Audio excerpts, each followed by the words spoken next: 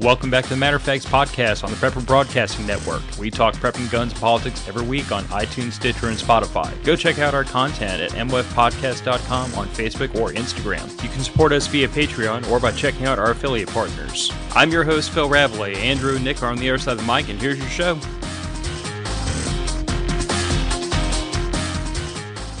So unfortunately, I am not even going to attempt to do a Darth Vader impression. You know, I have the gravelly voice, but I don't have James Earl Jones tone. So, y'all just going to have to kind of bear with us on this. The title is The Dark Side because we're going to talk about the dark side of preparedness and where I've seen some people go in this lifestyle, in this mindset that I wouldn't count as really healthy places. Does that sound fair, Nick? Yeah. Yeah. You know, I wonder often how much of it is a facade they're putting on, you know, like how some people play up their personality online and whatnot, and how much of it is actually how they are.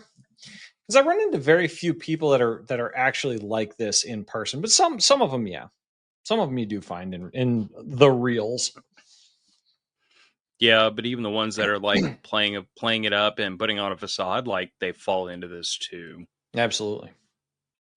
Because they're still putting on a facade, not just being who they are. Yeah. But anyway, admin work. If you want to be a patron, support the show, you should be. Those links in the show description. If you like cute, cheeky t-shirts, merch is also in the show description. And if coming to meet me and my wife and a couple other people in person sounds like a good time, Cypress Survivalist, March 8th, 2025 at Fountain State Park at the Big Pavilion. You have to pay to get in the park. You don't have to pay anything to come see us. You should highly consider it. And that is admin work over and done with.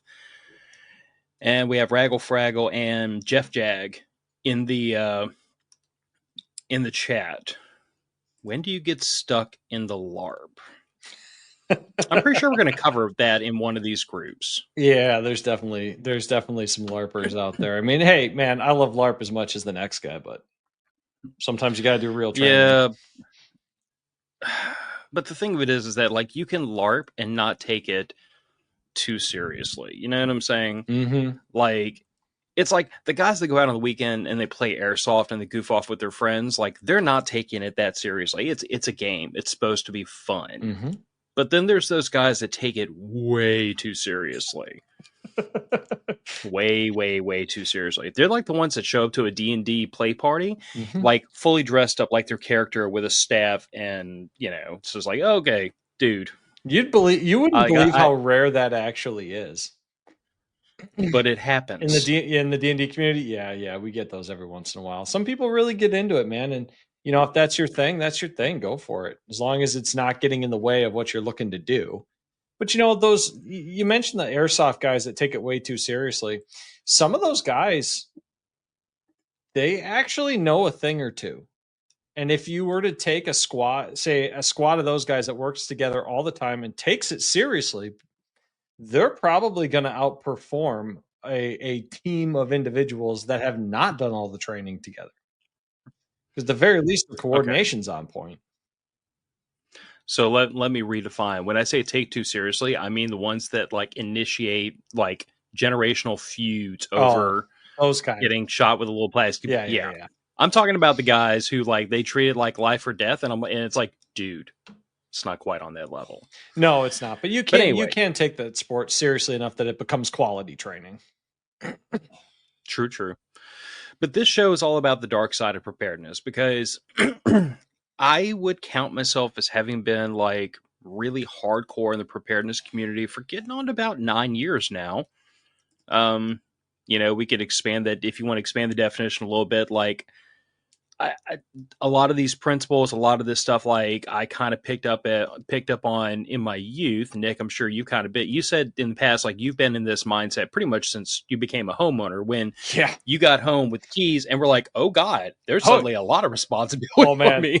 I was sitting on a floor of a completely empty house with a 6-pack and one of my buddies trying to figure out how the hell that anybody let me do this.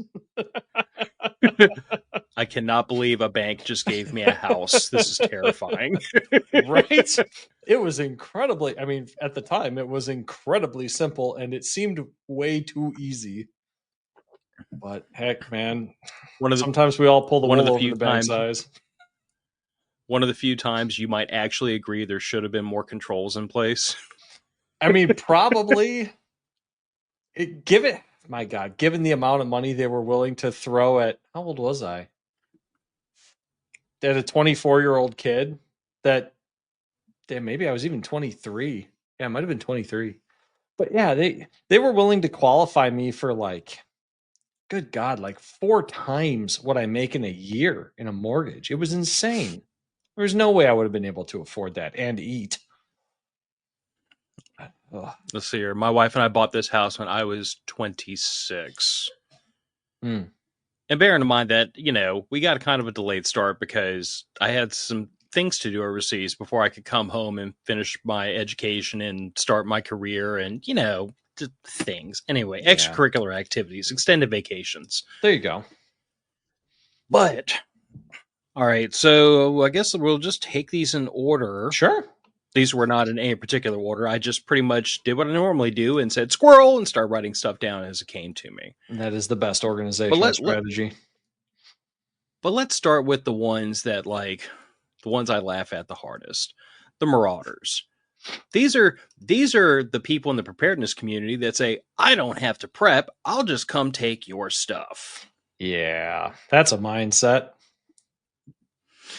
Oh, it's a mindset. I don't know if it's a good plan. I mean, I kind of hear that's a bold strategy, Cotton. Let's see if it works out for him in the back of my head whenever I hear that. Because, the things that I tend to look at is that most of the time when you get onto a two-way range and you start initiating hostilities with another person or another person initiates hostilities with you, that there's high velocity lead flying in both directions. So the chance of you getting injured is never zero. Correct. And the chance of you being critically injured is never zero. And the chance of you having medical care in an SHTF situation is pretty close to zero. So it seems to me like the smart money would be stay my little Caucasian behind at home and not go fooling with anybody else trying to take their stuff. Do you remember the Doomsday Prepper episode? The guy had a bunker full of automatic weapons, who was a multi-time convicted felon with weapons charges, who admitted that his plan was to just take everything from everyone else? So, Nick, let's start this conversation off by saying that I've only watched a tiny, tiny little fraction of Doomsday Preppers, and I lament the fact that the show ever existed because it portrayed this entire community in an awful way. I think let's set expectations here. I think so the guy essentially was running drills with his family, jumping in and out of vehicles, doing mobile gun work and stuff like that. Cool, fun guy training. Yep, jump out of the back of a pickup truck, engage targets, jump into the back of a pickup truck, shoot out of the back of a moving pickup truck. Well, a lot of the guns he showed off, some of them had I think it was switches on them. Some of them were ARs with 3 holes, and you could see them in the video that Nat Geo posted. He was if memory serves, he was a convicted violent felon, and his parole officer happened to see it. Nice. So first thing he did was he admitted that he wanted to kill a bunch of people if things ever went wrong. Second thing he did was he showed that he had the tools to kill a bunch of people and the motivation to kill a bunch of people if something like that were to happen. And he showed off. Was he married? Yeah, he was married with kids. Oh, Jesus Christ. Married with kids. And he had his kids in on it too. So first and foremost, ladies out there, and this goes for gentlemen too, please stop procreating with crazy people. Just knock that off. Stop it. Stop it. Mm-hmm. Second of all, boys, stop procreating with crazy people. Mm-hmm. Like, if we just stop procreating with crazy people, then there won't be any crazy people in a generation or two. Because trust me, you cannot fix him. Yeah. And, third, if you're going to violate multiple federal laws, especially as a known felon, don't do it on national television. Like, oh, really? Nick, where's your sense of adventure? Really? I mean, come on. The mindset, number one, shows off the kind of level of intelligence we're dealing with here, because Phil, you're a military guy. You know this better than I do. What is the offensive versus defensive ratio that is required to take a prepared entrenched position? It's commonly accepted that you need twice as many as the entrenched position, although that has been debated by some people, but it's at least 2-to-1 bare minimum. Yeah, 2-to-1 bare minimum, assuming you have the logistical capacity of the U.S. military. Yeah. Which, and number one, assuming you're not going to. and assuming that you have a level of arms that are on par with your assailants. Like if they have near peer if they adversaries. have if they have half as many people, but they have a huge technological advantage, or not this applies in this case, but like air power or something like that, or a range advantage. So the movie 13 Hours, that depicts the events in Benghazi, that is a perfect analogy for what it looks like to try to take an entrenched position that has every advantage in the book. Yep. Like if they have spy satellites, if they have night vision, if they have long range weapons, you are going to expend a whole bunch of skinnies trying to get at them. Have fun with that. Realistically, so that 3-to-1 is assuming that you're probably going to lose, or even 2-to-1. You're probably going to lose some of your people every time you do one of these engagements. You're not always going to have 100% success rate, which, sure, yeah, that applies to the defenders too. But as a marauding group, you're not making more friends. No. In fact, you're going to be whittling through your friends at an accelerating pace, because the average family home is like 3.5 people right now. So, okay. Yeah. 2 adults minimum. Let's assume this is America here. 1 in 4 households, or 1 in every 3 households has a firearm that the government knows about. I'm betting it's closer to 1 in 2. I love how you phrase that. Well, let's be realistic here. How many families have granddad's shotgun that's been sitting in a closet for 60 years? And it was sitting in granddad's closet for 20 or 30 years before that. I mean, you're really looking at, okay, so Joe says it's probably a 3-to-1 advantage. Yeah, I mean, 2-to-1 is like the absolute barest possible minimum to even think about having a remote chance of success. But what it really boils down to is like, the movie Wyatt Earp jumps out at me because there's a line in there where, like the cowboy gangs get ready to rush Wyatt Earp. And by the way, Kurt Russell, best freaking person to be cast in that role I've Fantastic. You could ever think. Yep. No, it wasn't Wyatt Earp. That was Tombstone. But anyway. Oh yeah, you're right.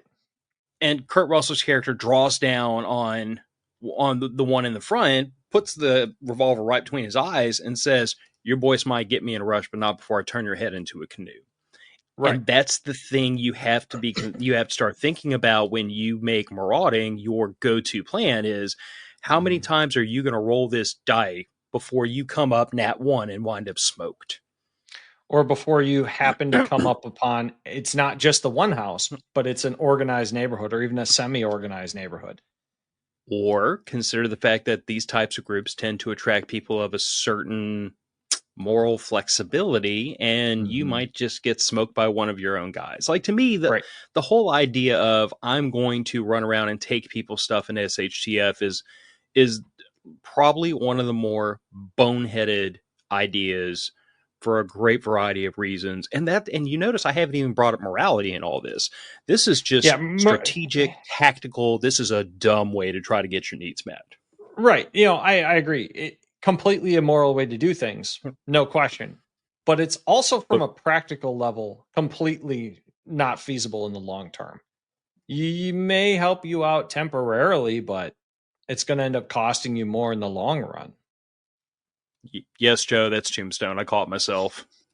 The same goes for looters. Yeah, well, I mean, all looting is marauding. It's just before you get to the Mad Max point. Right, it's just marauding with less violence on the front end. Yeah. So this is another one, and so in the name of full disclosure, my wife and daughter enjoy a little bit of trash TV. and they were watching Me and my wife too. the show Hoarders the Yeah. other day. I have to leave the room when they start watching that, because like I get so anxious and so frustrated watching these people, like, like they tunnel through their homes and all Yeah. their junk like rats, and it stresses me out. I mean, anybody that's looking behind me right now thinks that's hilarious, because I'm in my office and I've got like a whole equipment rack behind me. But like, trust me when I tell you that there's a certain amount of organization to Mhm. this organized chaos that I Mhm. call my home. Don't look in my garage right now. I need to do some cleanup in there. Maybe that'll happen Yeah. this weekend. It'll happen But come in any spring when the case, weather improves. no, it's going to happen right now, unfortunately, because Good. it's so my problem is like certain areas of my home turn into workspaces, and then the Mhm. work they stay cluttered until that job gets done, and that's kind of Mhm. where my garage is. But anyway, but hoarders. Mhm. So I've seen more than one person in the spirit of that whole two is one is none, buy it cheap, stack it deep. Like, there's merit to that. There is. But I've seen more than one person take that to such an unhealthy degree that they like their homes are overtaken with this Mhm. idea of I have to have. And it gets to the point where they're living they literally are living in a bunker because they're just surrounded by their preps. And Yep. it gets to a point where, like, I am very particular about the fact that, like, yes, we in this family, we're in the preparedness community, but we're also normal people. Like, my daughter has friends over to sleep over, we have friends in the house. Like, we don't live in a bunker. I don't have a machine gun pointed at the front door. Like, there has to be a balance point between normal, big N in air quotes, Mhm. big normal, and preparedness. And I've seen people go down this road where, like, their whole home, their entire living space is overtaken to such a degree that, like, the home isn't a home anymore. It's Absolutely. literally living in an equipment shed. And that's an excellent segue into the next one. I moved up a little bit here. Prepping as a mask for anxiety and mental illness. And that is really kind of this, from what I understand of hoarding. That's kind of what the feeling I get from people, and we've watched those shows on occasion, and man, you do see some people on those shows talking about how they're, well, but what we'll need this when such and such happens, or when whatever happens. And you saw that a lot with people from the Great Depression era folks, when we were cleaning out their houses as they all died off and are continuing to die off. They have some of the wildest shit stacked away and piled up in the corners of rooms and in the backs of closets, and eventually it starts to no longer be helpful, and it becomes a hindrance on your life. And Yeah. that's the point where you need to reevaluate and take a step back. And Well, if you need it, get some therapy. I mean, some of these problems is you can't work through on your own. yeah. So And where when I put this up, I think you're actually one that originally recommended or originally put this in the basket. And what I Mhm. was thinking of was, like, I'll be the first to admit that preppers kind of have a reputation. Some people have caused it to be deserved, which annoys Yeah. me, of being paranoid, of being very Sure. anxious, or being very worried over things, and constantly obsessing over where's the next threat coming from. Sure. And I feel that there is a group out there that use preparedness and prepping as a mask to Absolutely. justify their anxiety. Like, they can Mhm. point to very real threats and say, "You see, that's why I do this." Yeah. But then they Yeah, also point 100%.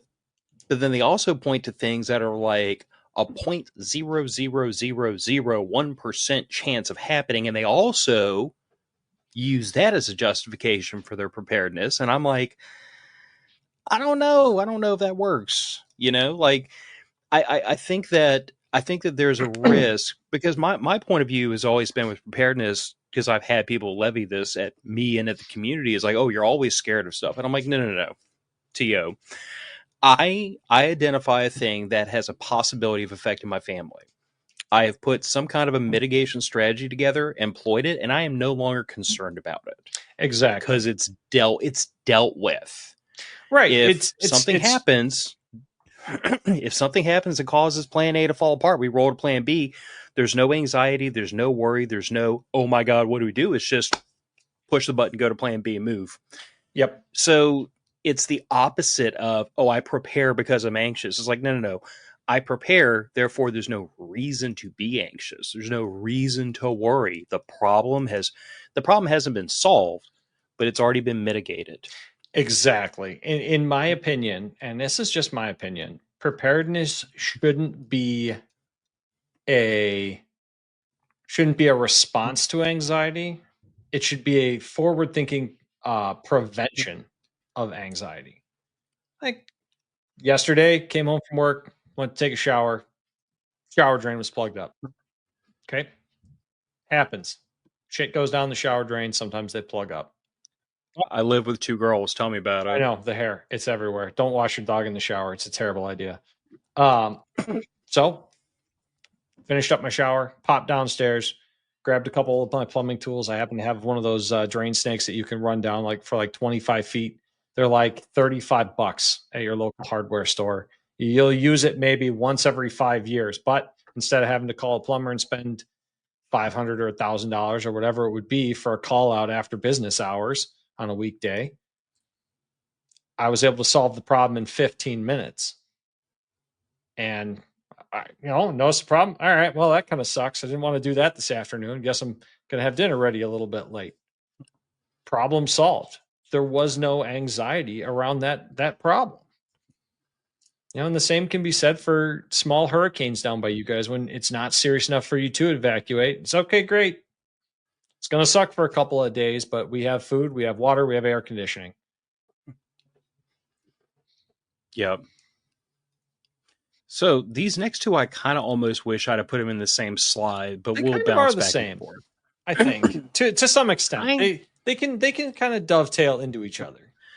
They can. So I guess let's talk about. Let's just do this one first. Sure. The black pill. Mm-hmm. For now, for the benefit of people who are not familiar, white pill is like Everything is fine. everything is great, but it's not like everything is fine, like the meme of the dog that's in the house that's on fire. Everything is is fine. actually It's fine like, and getting better. yeah, everything's fine. It's optimism. Black pill is the exact opposite. Mm-hmm. So I've seen people in the preparedness world eventually get to the point because of actually 2 slides from now is another thing I think leads to this. But it leads to the next one too. Anyway, I should have put all 3 of these together. That's I all suck right. as a host. Yeah, we can always talk about them as we talk about them. But I've seen people get to the point in the preparedness journey that eventually they become so overwhelmed with the next crisis, the next threat, the next thing, or they become so overwhelmed with, I'm at 0, I have to get to 100, I'm never going to get there, and they just quit. Or It's they not stop taking care of immediate life needs and defer all of that, assuming that the world is going to end. Yeah, it's another great point. Like you But see these it people, literally, they ignore their health, their physical health, their mental health. They ignore their financial health and put off retirement. Worse than put off retirement, I have known a person who was literally trying to advocate that I don't put money into a 401k because we're not going to be alive by the time it gets here. And I just kind of look at them with this look on my face like, what happens if we do? Do I need to start checking for a note? All I'm saying, Nick, is like I don't think that working until noon on the day I die and dying on the Walmart floor is an appropriate retirement plan. But I do know people that like that becomes their mindset at a certain point. It is everything's broken, there's no point, and they quit. The future and they, will never like you get said, here. Yeah. Yeah, they can quit in a variety of ways. It's either I am going to do nothing but prep because the world's going to go to hell in a handbasket before we, in the extremely near future, or they quit and they say, the world's going to go to hell in a handbasket. I can do nothing about it. So I'm just going to quit. I'm just going to like, I've seen this a lot recently with people doing, what was it? It was a phenomena where people, mostly my age and younger, which really depresses the hell out of me, they were like loading up credit cards Oh and yeah. spending money and putting nothing in retirement because their point of view was like, houses are unaffordable, everything's going up in price. I might as well have like 5-10 years of fun, Right. and then It's never going the to whole pay off system. in the end anyway. So why not just enjoy it now while I'm young and have fun? Yeah, you see that trauma a lot. spending Yeah. trauma spending, that's what they were calling it. Okay. I could see that. I and mean, i and I see this a lot the same way, because there are people that say, well, I'm just gonna pour everything into my preps, or they say I'm not gonna prepare at all because there's no point. Like, it can't be done. well, I mean, it can be, but it's not useful to do so. But Yeah, and and the other, go ahead. no, go ahead. I was just gonna say this can lead you right to burnout too. Yeah, Where you go so hard and so fast into it that you just fry your brain for a while and you abandon it. and I've known a handful of people in the preparedness community that they get burnout, and it's kind of hard to blame them because you know once you've been doing this for a length of time, and Stuart, I can hear you right now screaming from the comment section. I'll address you tomorrow when you hear this. If you don't know who Stuart is, you should be a patron, and then you can introduce yourself to him, and he'll scream at you too, like he does us. You too can be corrected by Stuart with essays, and I do mean essays. Yeah, and the only reason I can't even get upset with the old jerk though, because he's so freaking knowledgeable. He's a Oh, genuinely nice. he He's a does want genuinely to be nice helpful. person. He really does. Yeah, Yeah, he's doing it out of the goodness of his heart to try and help you better yourself. That's really where yeah, he's coming from. But it. yeah. I But think burnout, a lot of that burnout can come from the people you surround yourself with.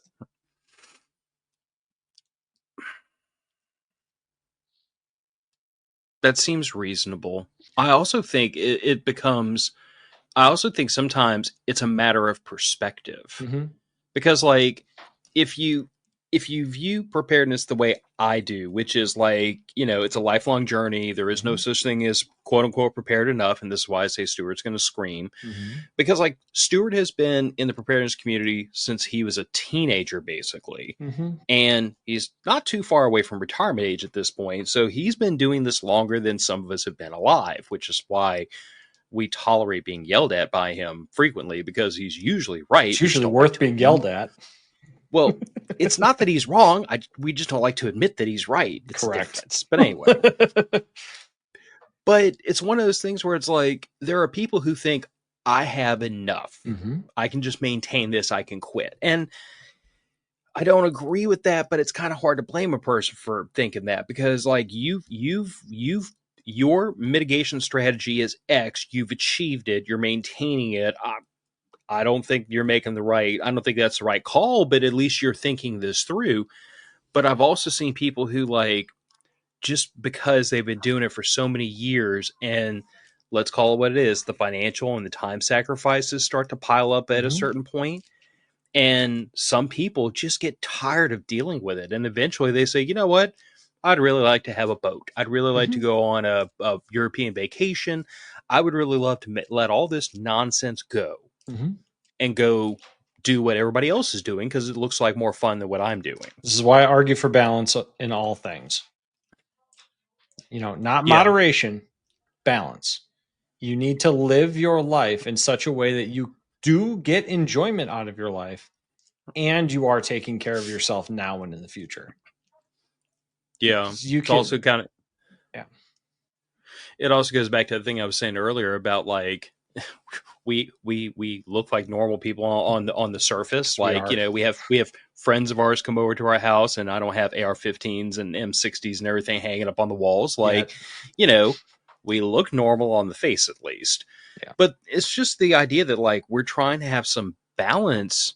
I mean, like, look at the way we deal with my daughter. She has a cell phone. She talks to her friends. She watches whatever in the world she's into right now on Netflix. I think Arcane was her thing most recently, although she did start binging another series. But like it's just one of those situations where it's like I don't have my daughter in here spending 2 hours a night strapping tourniquets onto her legs. Like there's got to be a point at which I am not willing I'm not willing to trade 100% of a normal upbringing for my child for this lifestyle. If she decides as an adult to commit to this, that's fine. But I'm not going to put her on a path. I'm not going to try to force her to it because it's not my place. My Well, place is and to even say if you did, I mean, what's the first thing that, especially because your daughter's going to be a teenager here, what's the first thing a teenager does when you try to force them into anything? rebellion. They run the other way as fast as humanly possible. Oh, Jeff, you are right on target. It is. Jeff Jag just said preps are just a line item in a budget like a bill. Just like a bill, just like retirement, just like savings, just like every other freaking thing. Like, that's just the truth of the matter is that preparedness is a line item. And it's also not just a line item in a physical budget, but in a time budget. Like if you try to dedicate 100% of your available time to this kind of stuff, it will drive you freaking crazy and it'll probably get you smacked by your spouse. More than likely. I mean, anything you try to devote 100% of your time to is eventually going to run in. You're going to run into a wall. You can never devote 100% of yourself to anything. It just doesn't work. One of the things that I've noticed that tends to lead to burnout in people is exactly what you had on the next slide here, crisis trading. So when I was first getting into this community, I was speaking with a gentleman, not going to name him, not going to discuss his past, military veteran like yourself. That's all I'm going to say. Older guy. He was very much into, we have X number of months, and it come out to like 3 years. Okay. This was back when I was 23, I'm 34 now. He has been saying we have 3 years. We have 3 years. We have 3 years. We have 3 years. We have 3 years. For 11 years. For 11 years. And I would joke with him every once in a while that, man, I must have survived like 3 apocalypses by accident by now. And he'd get kind of salty with me. But it was either this president's going to end the country. This congressperson's going to do this, that, or the other thing. There's going to be a world-ending pandemic that comes out of Botswana or whatever. And he always, it was never, yeah, we're looking like we're probably going to have some nasty weather this fall and this winter. Probably going to have a blizzard. Maybe it's an ice storm. Economy's looking rough. Maybe we should all, stack up a little extra in our retirement account or our savings account. It was always world-ending event after world-ending event. And I had to distance myself from him for my own mental health because I was like, dude, if it 3 years, well, that's, what am I going to do? I don't have $1 million to spend on this. And you're telling me that what I'm doing is worthless because I'm not doing enough fast enough. Yeah. But, this sounds very much like the guy I met at prepper camp who proclaimed quite loudly and repeatedly that if you were not growing your own food today on 20 acres right now, like if you were not prepared to live like Little House on the Prairie, you might as well quit prepping. Just give it up. And okay. Yeah. You've just eliminated 99% of preppers that I know. Yeah. Well, he was also talking very loudly about that you had to have a year of food saved up to, for the rapture, to which I kind of replied, I'm like, but if you believe in the rapture, then shouldn't you be getting right with God so that you don't have to survive for that year afterwards? Because like you've already gone up north. Unless he knows something about himself that you don't. Well, unless he's just trying to help the poor dumb heathens that are going to be left behind. I don't know. I didn't talk to him too much because, something about that whole do it my way, or something about that whole do it my way or don't bother kind of rubbed me the wrong way. Yeah, it's it's like they say, there's more than one way to skin a cat, right? There's a million ways to do anything correct and probably 10 times as many ways to do it wrong, but still there's never just one way. Yeah.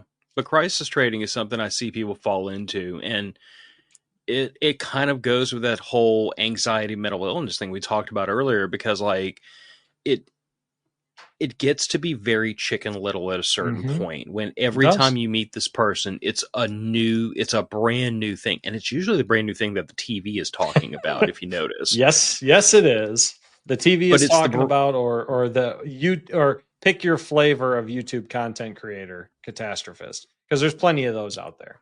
catastrophists. I could not have cooked that word up if I'd have tried. Oh, But it's that's a good real one. word too.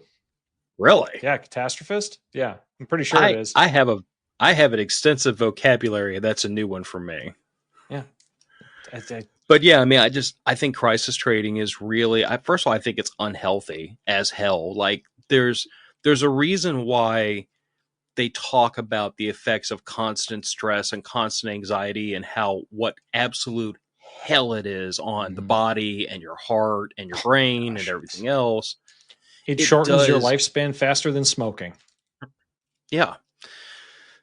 And I just don't, not only that, but like, I've always kind of eschewed this idea that like,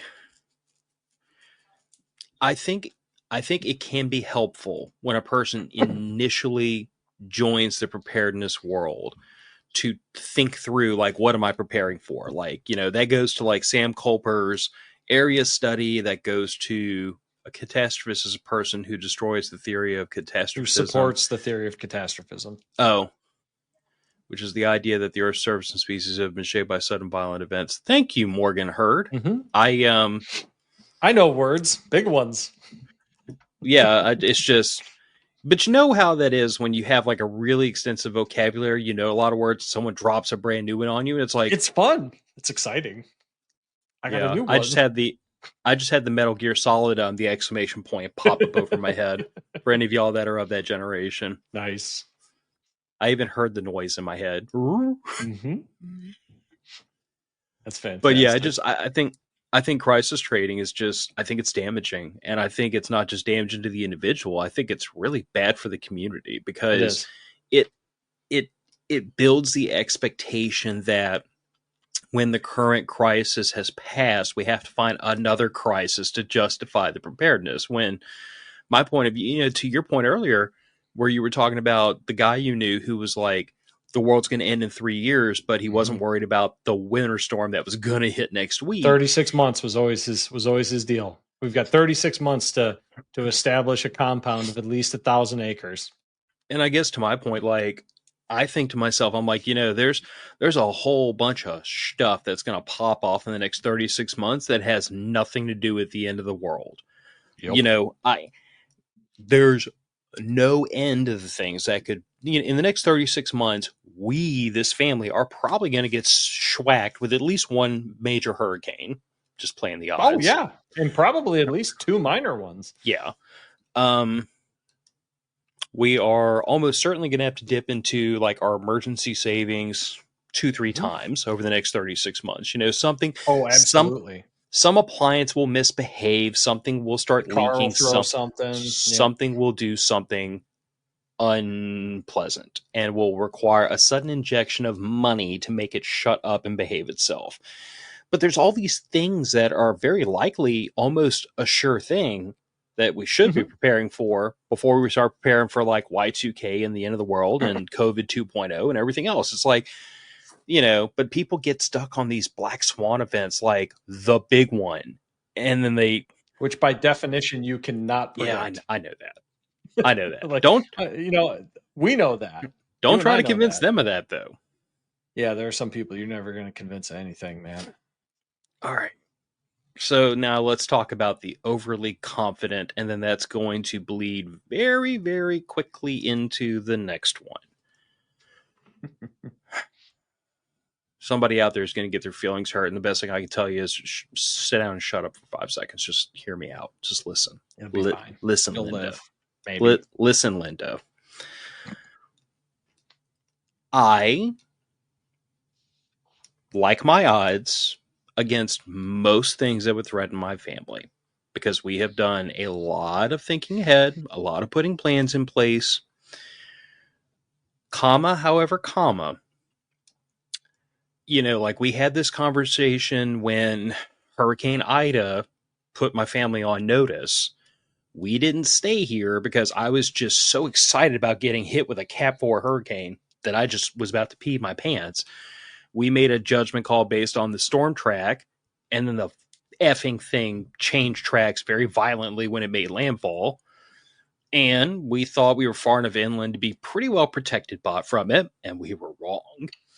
And we wound up getting 130 plus mile an hour winds, which was a fair bit hotter than we were expecting.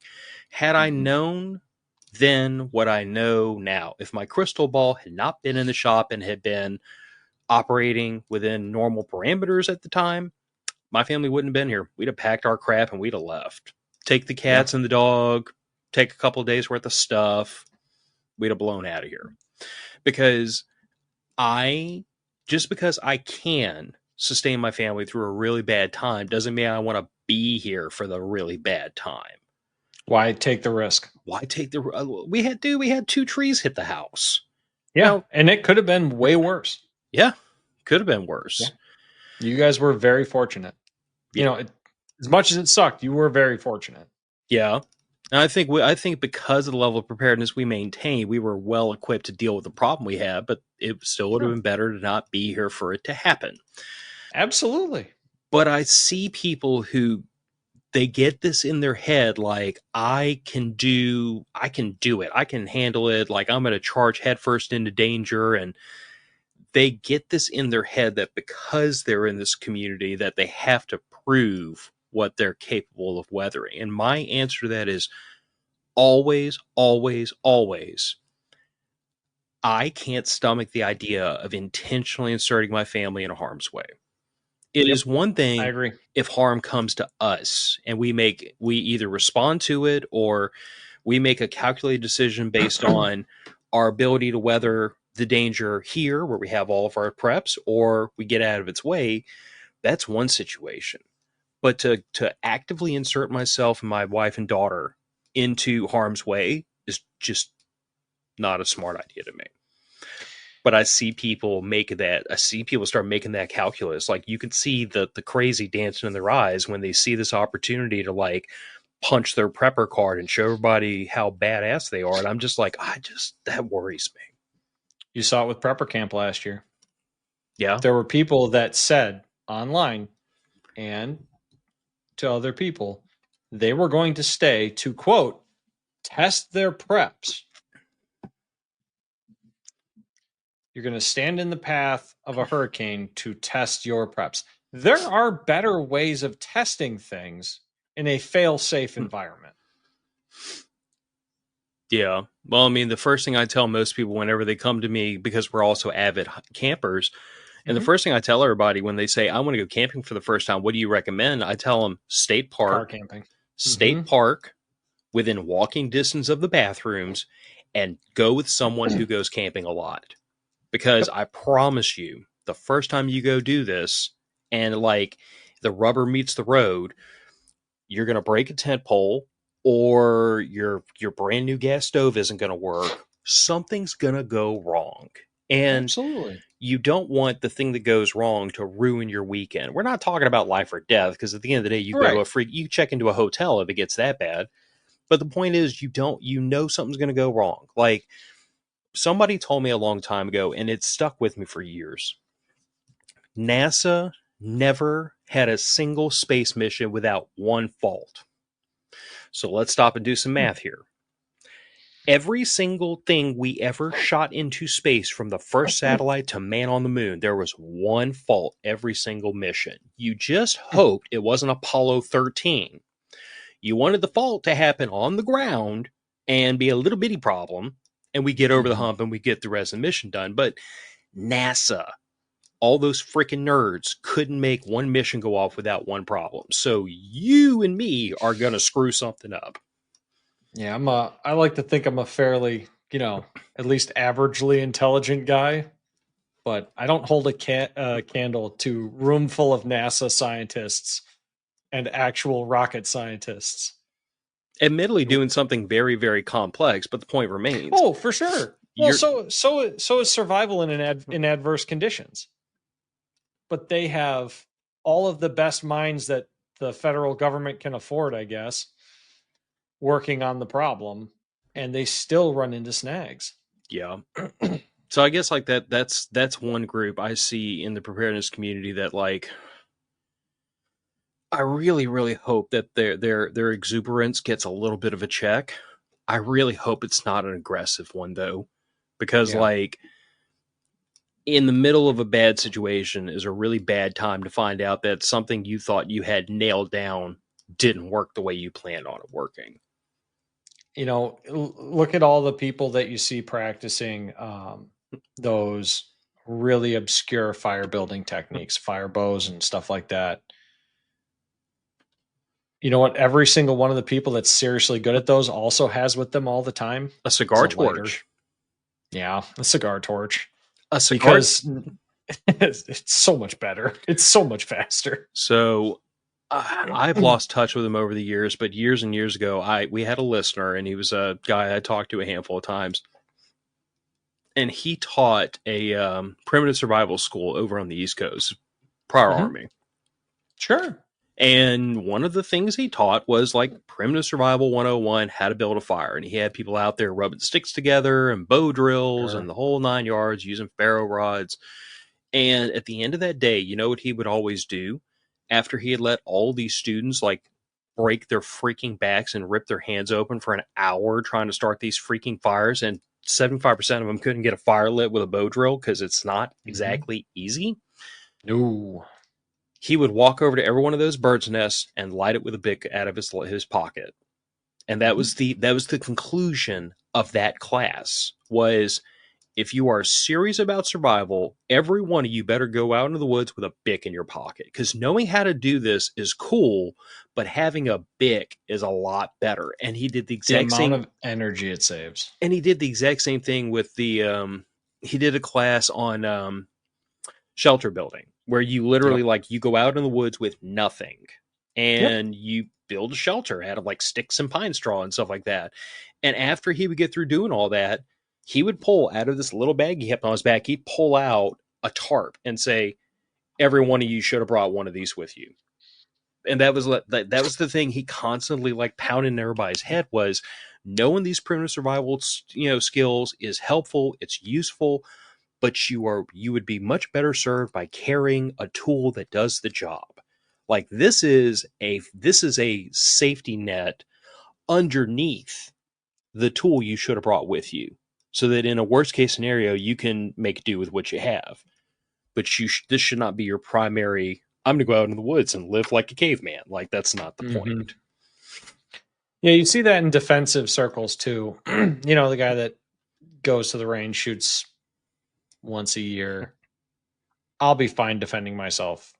Has never shot under stressful conditions, not even a timer, and thinks that they're going to be able to perform as well as they do shooting bullseye static on a range with no time constraints.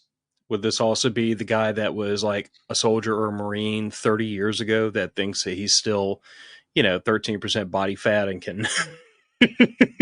You see it a lot. I mean, look, everybody gets older. We all do. Thanks, Nick. I like being reminded of that fact, but yes. Hey, man, I'm getting older too. Like, I'm not seeing the negative side effects quite so fast, but like, dude, I gotta wear glasses all the time now. Didn't have to when I was a teenager. Couple more years, I'll be able to save money on haircuts at the rate I'm going. There you go. Yeah, I'm not far behind you. Yeah.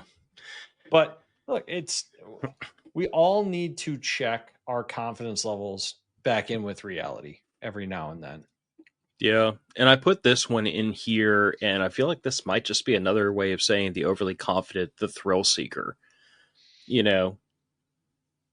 I don't know. Maybe that's the exact same thing as the overly confident. I don't know. Because there are people that admit they don't know if they have the capability to do something and then go attempt to do it anyway. So they try to go play in the circus with no safety net. Correct.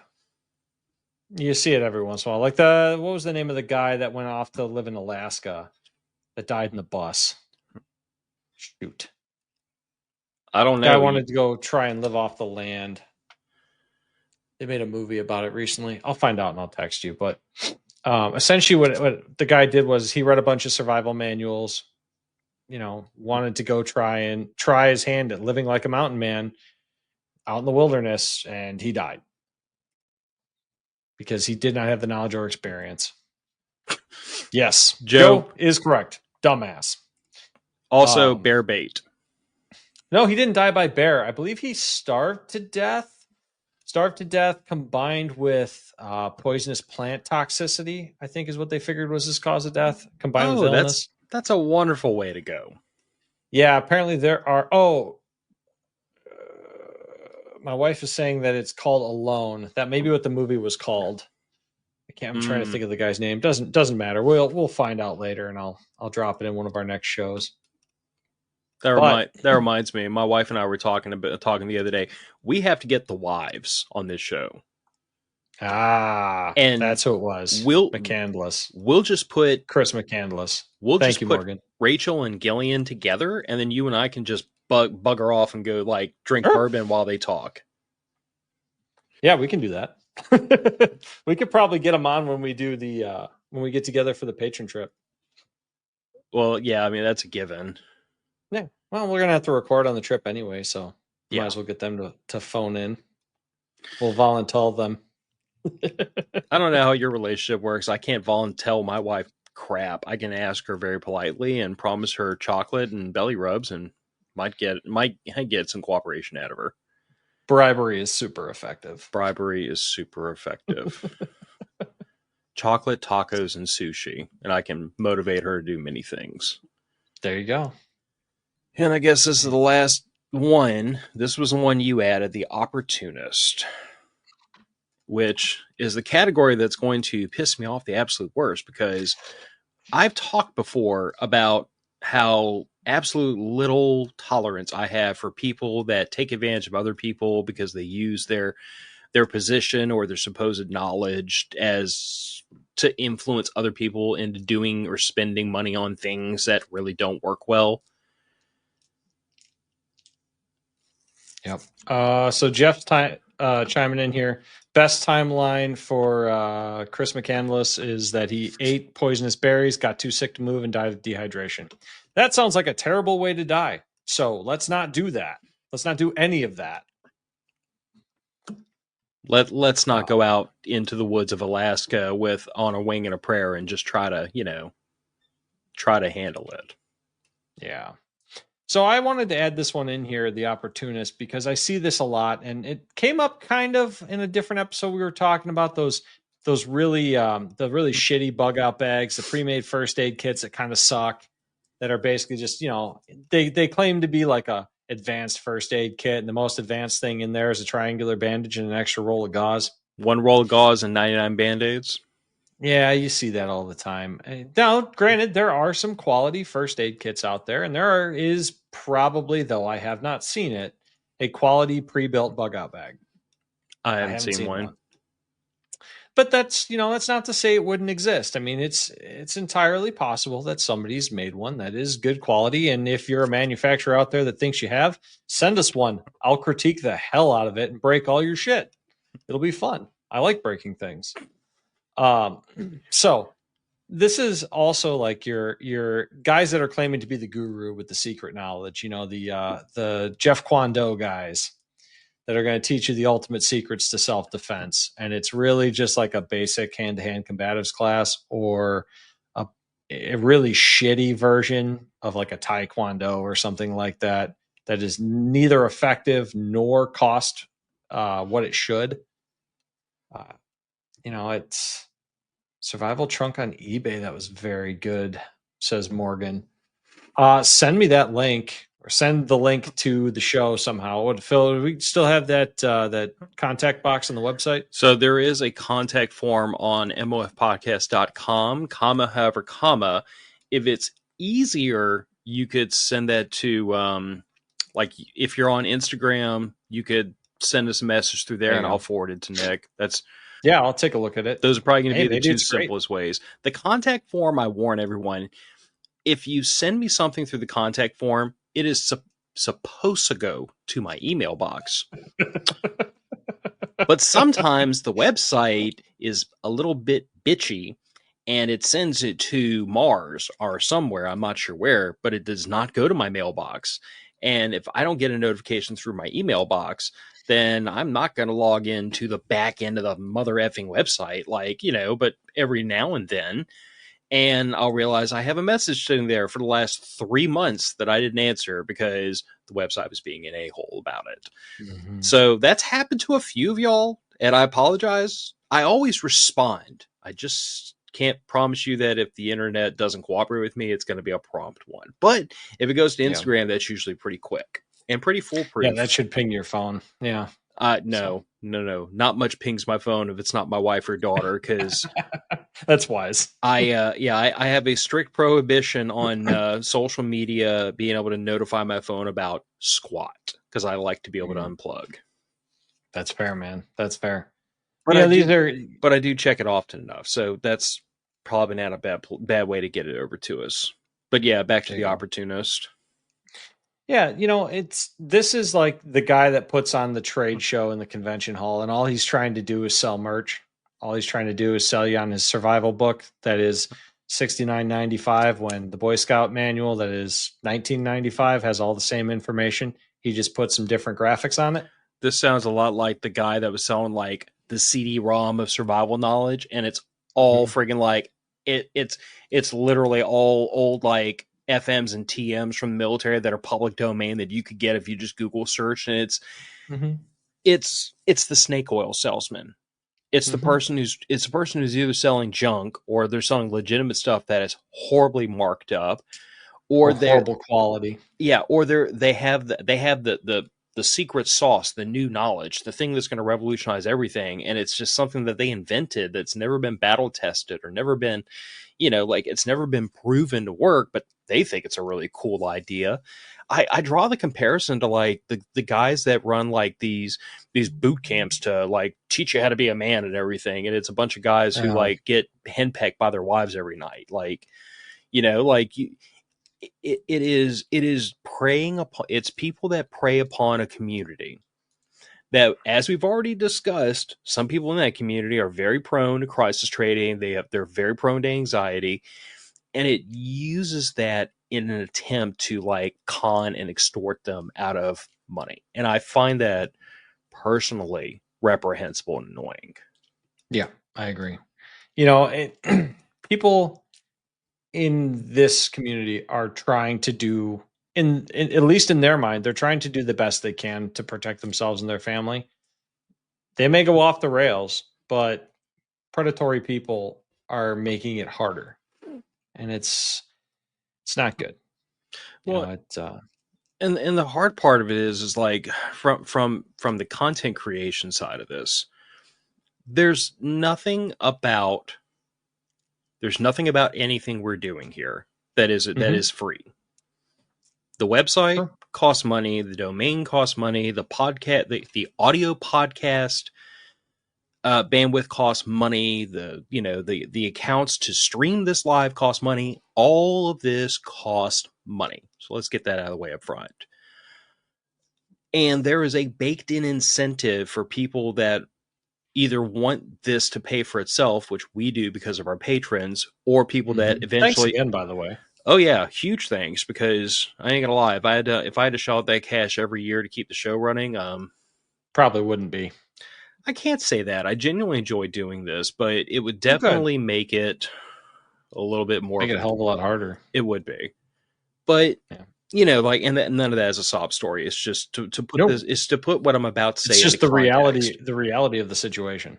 And even above and beyond that, content creation takes time. So most people in this capitalist society we live in want to be compensated for their time, and they have some kind of an incentive to either accept money from an advertiser to promote a thing, or to produce something to sell themselves so that they can compensate themselves for their time. That I get that. I understand all that in play. I get all the motivations there. I get it.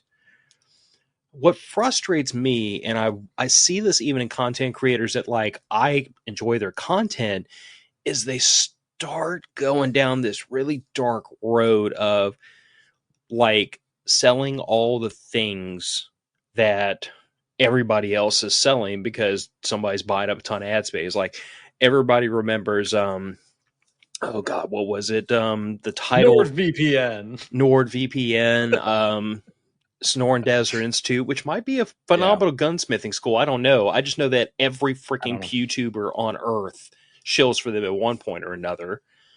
What was it? The title thing where you could become like a Scottish lord if you bought like this like 6 square Oh inch yeah, plot yeah, in yeah, Scotland or something like that. Something titles. Anyway, but like yeah. Royal, Royaltitles.com or yeah. something. But I see Raid Shadow Legends. Thank you, Raggle. Yes, Raid that's Shadow another Legends. one. Jesus Christ. It's I on have every gaming channel. it's not even just gaming channels though. That's the wacky part. Like when you start seeing that, and I love Brandon Herrera to death, but like when you Mhm. start seeing him pumping ads for Raid Shadow Legends, it's like, dude. I get it. He's trying to make an income off of I it. But you get the same thing with like the fear salesman. yes. Not going to name names. I'm sure you guys have seen channels that do this, but there are a couple of YouTube channels out there that every single video they put out, it's crisis of the day, crisis of the week, crisis of the month. This is going to be the end. The end is coming. Doomsaying all the goddamn time. And it just, you're not helping anymore. At one point, some of these were educational channels, and now it is just pushing fear to push their view numbers. Yeah. And I think you and I both, and I think Andrew would say the same thing. We want to push responsible preparedness Well, and balance. I think what we want to push is like adulthood. Because like, we yeah, I know. I smirk a little bit internally thinking about us acting like adults, but stick with me Oh, on this. But like to me, it's like, I can't get on board with the idea of like not not encouraging people to act like responsible adults. Like there mm-hmm, has to be some balance between this lifestyle and being a normal human being. There has to mm-hmm, be some balance between I want to make sure I can take care of my wife and daughter and not acting like a nut job that scares the hell out of them. There has to be balance there. And mm-hmm.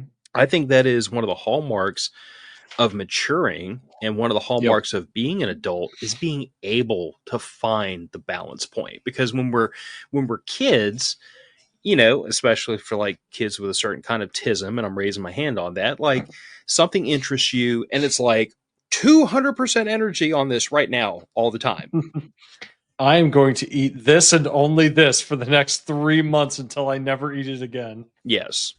But then that's part of maturing and part of growing is like you learn to find a little bit of balance. It's like I just don't know another way to put that. But I Yeah, think balance is important. but I think one of the things that like we've tried to do with this show for a very long time is that, like we've one of the reasons why this show is funded by patrons is because we've always really resisted the idea of accepting ad money for just whatever nonsense. And I mean, honestly, we've had a couple people reach out to me and try to offer us not inconsequential sums of money to pump products that it took me about an hour to look through their website, who they were, what they were selling, and compare it to the rest of the market and say, I wouldn't buy this. And if I'm not going to buy it, I'm not going to ask anybody else to either.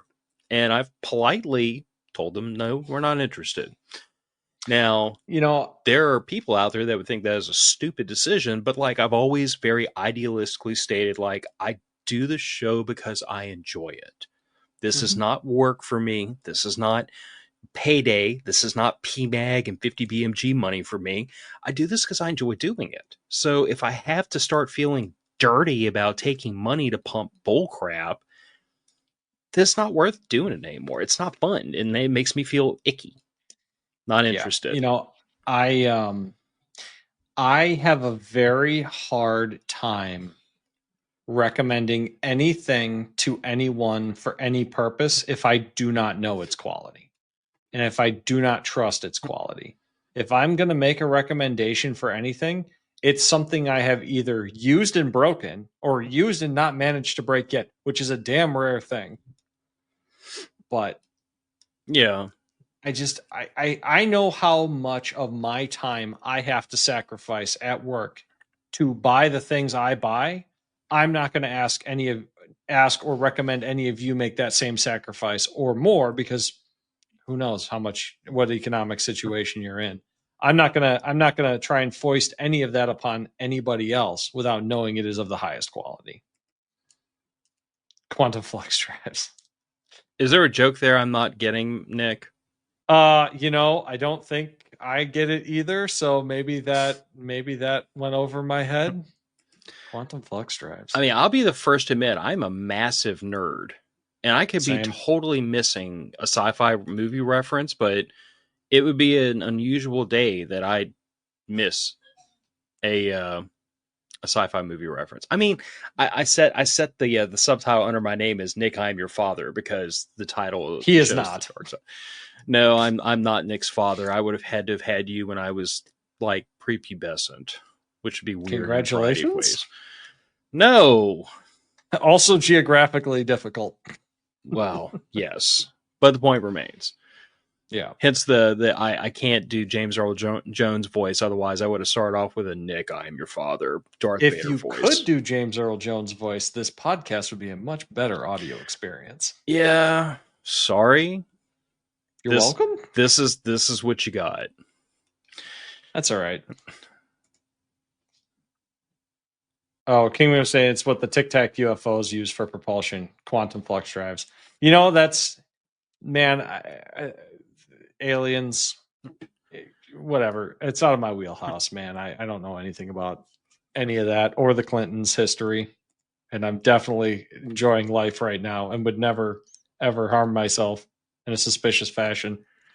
So Raggle Fraggle has asked, where's Andrew? Andrew is joining the show when he is able, and unfortunately with his work schedule, that is intermittent to say the least. Yes. He will be on when he can. He'll be at the patron campout, I believe. He will be at the patron campout. He did some damn fool thing about taking a promotion at work, and I don't know what the hell he was thinking doing that. Yeah, don't get promoted. Yeah, don't get promoted. I mean, the extra money is always great, but the responsibility and headaches and stress is phenomenal. Yeah. Yeah. Damn fool. So, damn fool. Andrew is doing what we recommend and taking care of real life first. Yeah. And I'm not mad. He's making the adult choice. No, he not at all. Yeah. He'll be on when he can be. All right. Well, is there any other dark sides to preparedness that we missed? I feel like we had a pretty all-inclusive list. Nothing springs to mind, but I am certain we will be hearing from a special someone in the patron chat about things we have forgotten. That's what Stuart does. Is every single episode he tells me all the things I misstated or screwed up or forgot, or I was being a moron about something. And every single time I tell him, you should come on the show. And he should come on the show. He has an open invitation. If any of you are in the patron channel, you should harass Stuart into coming on the show. Ooh, you just started it. I have. We're going to now weaponize peer pressure against Stuart instead of you this time. You do know that Stuart is immune to peer pressure, though, right? So far, we just haven't used enough. You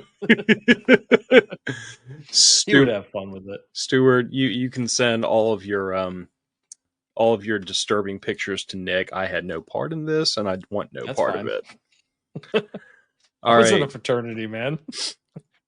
He's got nothing I haven't seen before. Oh. Well, if anyone can think of any dark side to preparedness that we missed, they're welcome to drop it in the comments. You're welcome to send it through the contact sheet. You can jump on our Instagram him page and leave us a message there. Or you could just, I don't know, go outside and shout at the sky about it. Whatever makes you happy. If you're in my geographic location, I might hear you.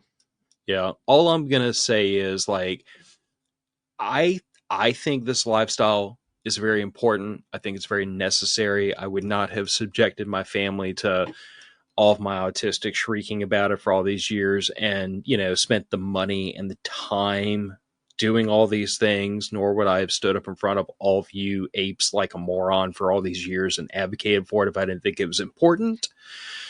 However, I do think it's important not to go to too much to the deep end and then, you know, drink the Kool-Aid and start mainlining it. Like, Absolutely. being adult, have a little bit of balance in your life, go outside, touch grass every now and then. Better yet, if you don't have a girlfriend, you should get one of those, because that will help keep you normal a lot better than listening to us two weirdos. Oh, absolutely. All right. Matter of Fact's podcast going out the door. Thanks to everyone who joined. Thanks for everybody that commented. And if you didn't, I'm not mad. I'm not even disappointed. Just consider doing it next time. Bye, y'all. Good night.